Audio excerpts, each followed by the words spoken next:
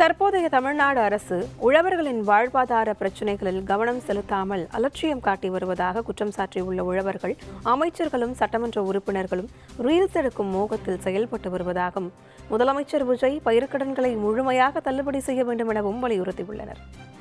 சிறு குறு விவசாயிகள் 5 ஏக்கர் வச்சிருக்கிறவங்களுக்கு வாங்கிய கடன்களை எல்லாம் ரத்து செய்வோம் அப்படின்ற பல்வேறு கோரிக்கைகளை தமிழக அரசு முதல்வர் இன்றைய முதல்வர் அறிவித்தார்.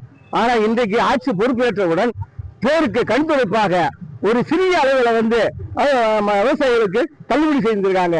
இதனால ஏழை விவசாயிகளுக்கு எந்த விதமான நன்மை இல்லை.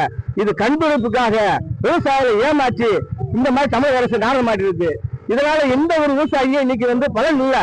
ஒரு விவசாயிகள் கண்ணீர் கம்பளமா இருக்காங்க. விவசாயிகளுக்கு விளைச்சல் இல்ல. இந்த நேரத்தில் முடிஞ்ச மானியம் கிடைக்கும் என்ற நம்பிக்கையில இன்னைக்கு விவசாயிகள் இவரை நம்பி விவசாய பெருமக்கள் முக்கால்வாசி பேர் இவருக்கு வாக்களிச்சாங்க. வாக்களிச்ச மக்களுக்கு ஏமாற்றம் தருவதையில இன்னைக்கு போலியான வாக்குறுதி கொடுத்து இன்னைக்கு விவசாயிகளுக்கு தள்ளுபடி என்ற பேர்ல ஒரு கண்துடைப்பு நாடகத்தை நடத்தியிருக்கிறார். இதனால விவசாய பெருமக்கள் பெரிய பாதிப்பு உள்ளாயிருக்காங்க.